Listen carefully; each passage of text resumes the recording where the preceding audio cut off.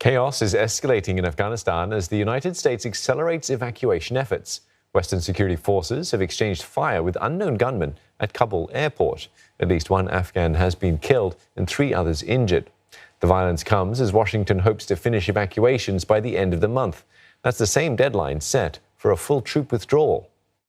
The evacuation of thousands of people from Kabul is going to be hard and painful, no matter when it started, when we began. It would have been true if we had started a month ago or a month from now.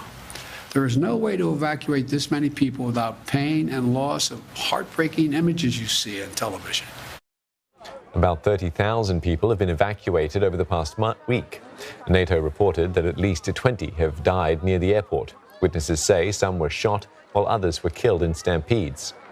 There are also mounting concerns over security as the situation deteriorates. Simon Marks joins us live for more on this. Simon, Joe Biden, he's facing tough calls to extend the withdrawal deadline.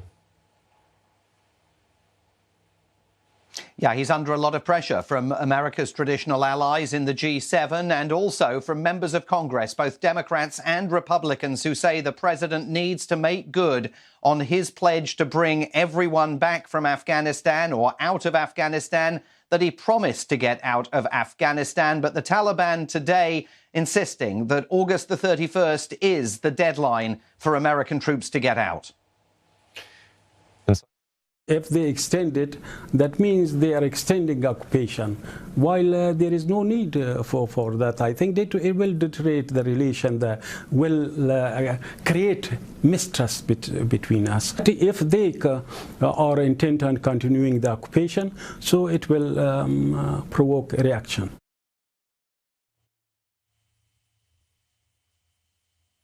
The difficulty, though, that President Biden is now going to face is that yesterday his Secretary of State, Antony Blinken, acknowledged that the Taliban now gets to make these decisions in Kabul. They are in charge, and while the United States is in constant consultation with them, it's very unclear what happens if we get to a point where the Taliban says everyone needs to leave by the end of the month, but the United States were to try and extend this operation. The British government wants it extended. There are still thousands of Afghans and possibly many thousands of Americans to evacuate from Kabul. We know that in the last 24 hours, the Pentagon is saying that more than 10,000 people were successfully evacuated as a result of the US operation. But with President Biden warning, as he did yesterday, of the possibility of an attempted terror strike on the airport by Islamic State, ISIS-K, still operating in Afghanistan,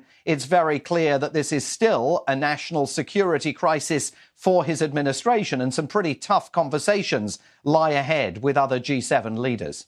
Speaking of G7 leaders, Simon, sanctions on the Taliban may be on the cards then when G7 leaders meet tomorrow.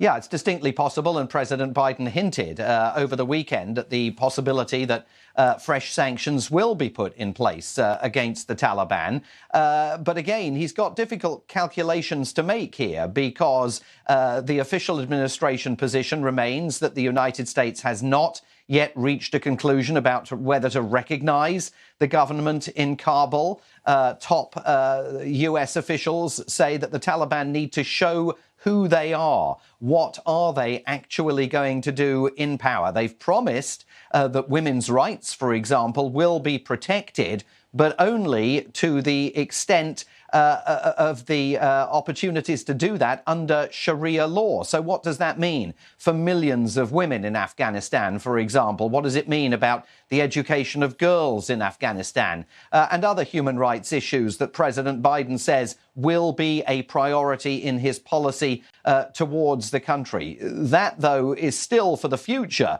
The immediate issue he faces is getting people out. And today, NBC News is reporting here another memo from the US Embassy in Kabul to the Biden administration, sent over the weekend by furious Afghan members of staff at the embassy who say that they have been spat upon, jostled, physically beaten up by Taliban fighters at the airport even as President Biden on Friday was insisting that any American who wanted to get through to the airport was able to pass through those Taliban checkpoints.